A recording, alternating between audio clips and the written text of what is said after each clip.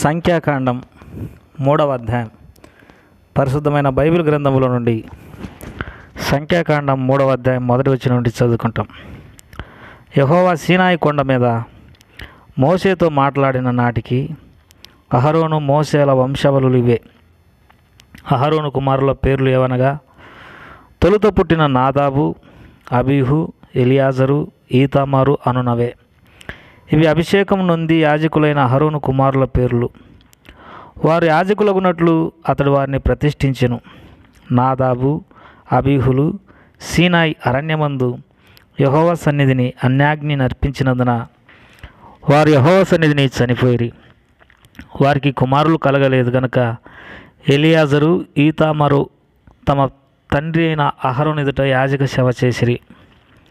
మరియు యెహోవా మోషేకి ఇలాగు సెలవిచ్చెను, నీవు లేవి గోత్రికులను తీసుకుని వచ్చి వారు అతనికి పరిచారకులుగా ఉండునట్లు యాజకుడైన అహరోను ఎదుట వారిని నిలవబెట్టుము. వారు ప్రత్యక్షపు గుడారం ఎదుట మందిరపు సేవ చేయవలెను. తాము కాపాడవలసిన దానిని, సర్వ సమాజం కాపాడవలసిన దానిని వారు కాపాడవలెను. మందిరపు సేవ చేయుటకు ప్రత్యక్షపు గుడారం యొక్క ఉపకరణములన్నింటినీ ఇజ్రాయేలీయులు కాపాడవలసినదంతటిని వారే కాపాడవలెను. కాగా నీవు లేవీయులను అహరోనుకును అతని కుమారులకును అప్పగింపవలెను. వారు ఇజ్రాయేలులో నుండి అతని వశం చేయబడినవారు. నీవు అహరోనును అతని కుమారులను నియమింపవలెను. వారు తమ యాజక ధర్మమును అనుసరించి నడుచుకుందరు. అన్యుడు సమీపించిన ఎడల వాడు మరణశిక్ష నందును. మరియు యెహోవా మోషేకి ఇలాగు సెలవిచ్చెను, ఇదిగో నేను ఇజ్రాయేలులలో తొలిచూలి అయిన ప్రతి మగపిల్లకు మారుగా ఇజ్రాయేలులలో నుండి లేవీయులను నా వశం చేసుకుని ఉన్నాను. ప్రతి తొలిచూలియు నాది కనుక లేవీయులు నా వారయ్యుందురు. ఐగుప్తు దేశంలో నేను ప్రతి తొలిచూలును సంహరించిన నాడు మనుషుల తొలిచూలనేమి పశువుల తొలిచూలనేమి ఇజ్రాయేలులో అన్నిటినీ నా కొరకు ప్రతిష్ఠించుకుంటుని. వారు నా వారయ్యుందురు. నేనే యెహోవాను. మరియు సీనాయి అరణ్యమందు యెహోవా మోషేకి ఇలాగు సెలవిచ్చెను, లేవీయులు పితరుల కుటుంబములను వారి వారి వంశములను లెక్కింపుము. 1 నెల మొదలుకొని పైప్రాయం గల మగవారినందరినీ లెక్కింపవలెను. కాబట్టి మోషే యెహోవా తనకు ఆజ్ఞాపించినట్లు ఆయన మాట చొప్పున వారిని లెక్కించెను. లేవి కుమారుల పేర్లు గెర్షోను, కహాతు, మెరారి అనునవి. గెర్షోను కుమారుల వంశకర్తల పేర్లు లిబ్ని, షిమి అనునవి. కాహాతు కుమారుల వంశకర్తల పేర్లు ఆమ్రాము, ఇస్కారు, హెబ్రోను, ఉజ్జీయేలు అనునవి. మేరారి కుమారుల వంశకర్తల పేర్లు మహలి, ముషి. వారి వారి పితరుల కుటుంబముల చొప్పున ఇవి లేవీయుల వంశములు. లిబ్నీయులు, షిమీయులు గెర్షోను వంశస్థులు. గెర్షోనీయుల వంశపు వారు వీరే. వారు లెక్కింపబడిన వారు అనగా 1 నెల మొదలుకొని ప్రైప్రాయం గల మగవారిలందరిలో లెక్కింపబడిన వారు 7,500 మంది. గెర్షోనీయుల వంశంలో మందిరం వెనుకను అనగా పడమటి దిక్కున దిగవలెను. గెర్షోనీయుల పితరుల కుటుంబంలో లాయేలు కుమారుడైన ఎలియాసాపు ప్రధానుడు. ప్రత్యక్షపు గుడారంలో గెర్షోను కుమారులు కాపాడవలసిన దేవనగా మందిరము గుడారంపైనే దాని పైకప్పు, ప్రత్యక్షపు గుడారం ద్వారపు తెరయు, ప్రాకార యావనికలు, మందిరమునకును బలిపీఠమునకు చుట్టూనున్న ప్రాకార ద్వారపు తెరలు, దాని సమస్త సేవ కొరకైన త్రాళ్ళు. కహాతు వంశమేదనగా ఆమ్రామీయుల వంశము, ఇస్కారీయుల వంశము, హెబ్రోనీయుల వంశము, ఉజ్జీయేలీయుల వంశము. ఇవి కహాతీయుల వంశములు. 1 నెల మొదలుకొని పైప్రాయం గల మగవారందరి లెక్క చూడగా 8,600 మంది పరిశుద్ధ స్థలమును కాపాడవలసిన వారైరి. కహాతు కుమారుల వంశములు మందిరం యొక్క పక్కను అనగా దక్షిణ దిక్కున దిగవలసిన వారు. కహాతీయుల వంశముల పితరుల కుటుంబమునకు ప్రధానుడు ఉజ్జీయేలు కుమారుడైన ఎలీషామాను. వారు మందసము, బల్ల, దీపవృక్షము, వేదికలు, తాము చేయు పరిశుద్ధ స్థలంలోని ఉపకరణములు, అడ్డతెరయు కాపాడి దాని సమస్త సేవయు జరపవలసిన వారు. యాజకుడైన అహరోను కుమారుడగు ఎలియాజరు లేవీయుల ప్రధానులకు ముఖ్యుడు. అతడు పరిశుద్ధ స్థలమును కాపాడు వారి మీద విచారణకర్త. మెరారి వంశమేదనగా మహలీయుల వంశము, మూషీయుల వంశము. ఇది మెరారి వంశములు. వారిలో లెక్కింపబడిన వారు ఎవరనగా 1 నెల మొదలుకొని పైప్రాయం గల మగవారందరూ 6,200 మంది. మెరారీల పితరుల కుటుంబంలో అబీహాహీయులు కుమారుడైన సురియేలు ప్రధానుడు. వారు మందిరం వద్ద ఉత్తర దిక్కున దిగవలసిన వారు. మెరారి కుమారులు మందిరం యొక్క పలకలను, దాని అడ్డకర్రలను, దాని స్తంభములను, దాని దిమ్మలను, దాని ఉపకరణములన్నిటినీ, దాని సేవ కొరకైనవన్నిటినీ, దాని చుట్టూనున్న ప్రాకార స్తంభములను, వాటి దిమ్మలను, వాటి మేకులను, వాటి త్రాళ్లను కాపాడవలసిన వారు. మందిరం ఎదుటి తూర్పు దిక్కున అనగా ప్రత్యక్షపు గుడారం ఎదుటి పూర్వ దిశ యందు దిగవలసిన వారు మోషే అహరోనులు. అహరోను కుమారులు ఇజ్రాయేలీయులు కాపాడవలసిన పరిశుద్ధ స్థలమును వారే కాపాడవలెను. అన్యుడు సమీపించిన అతడు మరణశిక్షనందును. మోషే అహరోనులు యెహోవా మాటను బట్టి తమ తమ వంశముల చొప్పున లెక్కించిన లేవీలలో లెక్కింపబడిన వారందరూ, అనగా 1 నెల మొదలుకొని పైప్రాయం గల మగవారందరూ 22,000 మంది. మరియు యెహోవా మోషేకి ఇలాగు సెలవిచ్చెను, నీవు ఇజ్రాయేలులలో 1 నెల మొదలుకొని పైప్రాయం గల తొలిచూలైన ప్రతి మగవాణిని లెక్కించి వారి సంఖ్యను రాయించుము. నేనే యెహోవాను. నీవు ఇజ్రాయేలులలో తొలిచూలి అయిన ప్రతి మగపిల్లకు మారుగా లేవీలను, ఇజ్రాయేలుల పశువులలో తొలిచూలి అయిన ప్రతి దానికి మారుగా లేవీల పశువులను నా నిమిత్తం తీసుకునవలెను. కాబట్టి యెహోవా తనకు ఆజ్ఞాపించినట్లు మోషే ఇజ్రాయేలులలో తొలుత పుట్టిన వారిని అందరినీ లెక్కించెను. వారిలో లెక్కింపబడిన వారి సంఖ్య అనగా 1 నెల మొదలుకొని పైప్రాయం గల తొలిచూలి మగవారందరి సంఖ్య 22,273. మరియు యెహోవా మోషేకి ఇలాగ సెలవిచ్చెను, నీవు ఇజ్రాయేలులలో తొలిచూలి అయిన ప్రతి దానికి మారుగా లేవీలను, వారి పశువులకు ప్రతిగా లేవీల పశువులను తీసుకొనుము. లేవీలు నా వారైందురు, నేనే యెహోవాను.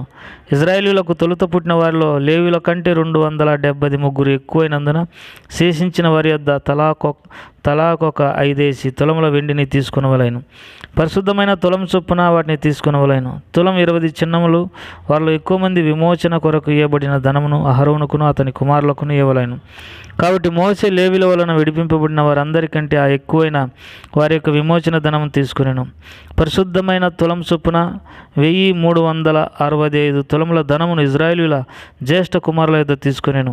యెహోవా మోషేకు ఆజ్ఞాపించినట్లు యెహోవా నోటి మాట చొప్పున అహరోనుకును అతని కుమారులకును విడిపింపబడిన వారి విమోచన ధనమును మోషే ఇచ్చెను. ప్రార్థన చేసుకుంటాం. ప్రేమగల తండ్రి, దయగల ప్రభా, మీ ఘనమైన నామమునకు వందనములు, స్తోత్రం చెల్లిస్తూ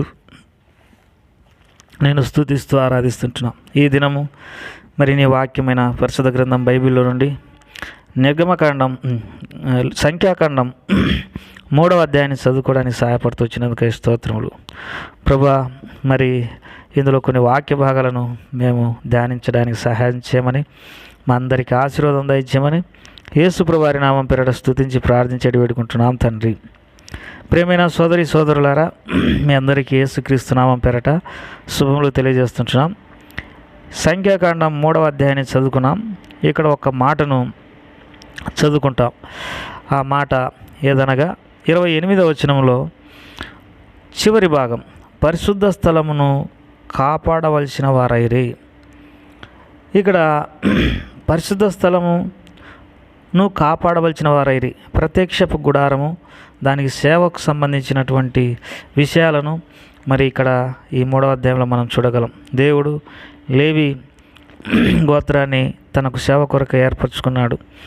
లేవీలలో ముఖ్యమైనటువంటి వారు గెర్షోను, కహాతు, మెరారి, తర్వాత లిబ్నీ, షిమి, హెబ్రోను, ఉజ్జీయేలు, ఆమ్రాము, ఇస్కారు, తర్వాత షిమీయులు, గెర్షోనీయులు, వీరందరూ కూడా లేవీయులు. మోషే కూడా లేవీయుడే, అహరోను కూడా లేవీయుడే.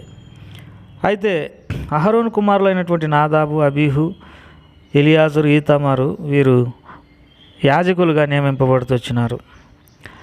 అయితే మందిర సేవను చేయుటకై గెర్షోనీయులు, కహాతు వారు, మోరారి, గెర్షోను, లిబ్నీ, షిమి, ఉజ్జీయేలు, హెబ్రోను వీరందరూ మరి మందిర వస్తువులను, మరి ప్రత్యక్ష గుడారం యొక్క తెరలను, వీటన్నిటిని కాపాడవలసినటువంటి వారై ఉన్నారు. మొత్తం మీద లేవి గోత్రము పరిశుద్ధ స్థలాన్ని కాపాడవలసినటువంటి వారై ఉన్నారు. ప్రియమైన సోదరి సోదరుడా, అన్యుడు సమీపించకూడదు పరిశుద్ధమైన దేవుని నివాసాన్ని కాపాడడానికి. దేవుని బిడ్డలే దాన్ని కాపాడాలి. ఎందుకంటే అన్యునికి దేవుని యొక్క నియమం తెలియదు. యెహోవా తనకు యాజకులుగా ఉండుటకు, తనకు ధూపం వేయుటకు మిమ్మల్ని ఏర్పరచుకొని గనక మీరు అశ్రద్ధ చేయకుడి.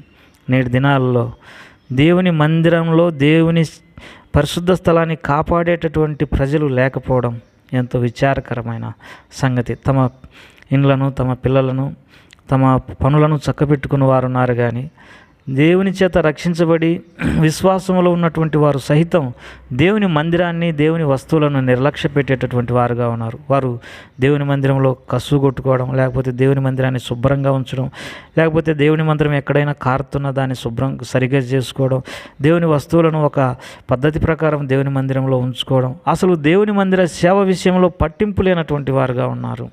దేవుని వాక్యంలో కీర్తన గ్రంథంలో ఈ మాట చదువుకుంటాం. మరి యెరూషలేమా, నేను నిన్ను మరిచిన ఎడల నా కుడి చేయి తన నేర్పును మర్చునుగా కానీ దేవుని వాక్యంలో రాయబడింది. ప్రియమైన సోదరి సోదరుడా, దేవుని మందిరాన్ని మర్చిపోయినావు. చివరికి దేవుని మందిరానికి రావడానికి కూడా నీకు ఇష్టం లేనటువంటి వాడుగా ఉన్నావు. దేవుని మందిరాన్ని ప్రేమించలేనటువంటి దుస్థితిలో, పాపంలో చిక్కున్నావేమో అన్నంతగా దేవుని మందిరాన్ని విడిచిపెట్టినావు. ఈ లోక ధనాన్ని నమ్ముకొనో, ఆస్తిపాస్తులు నమ్ముకొనో, నీకున్న మరి సుఖ సంతోషాలను నమ్ముకొని దేవుని మందిరాన్ని నిర్లక్ష్యం చేసినావు. ఇదంత మాత్రం సరికాదు. విశ్వాసులైన వారు, సేవకులైన వారు, పరిశుద్ధులైనటువంటి వారు దేవుని మందిరాన్ని కాపాడాల్సినటువంటి బాధ్యత వారిదే అని ఎరగవలసినటువంటి వారమైంటున్నాం. అటువంటి కృప దయచేయునుగాక. ప్రేమగల తండ్రి, మా ప్రియులను దీవించు.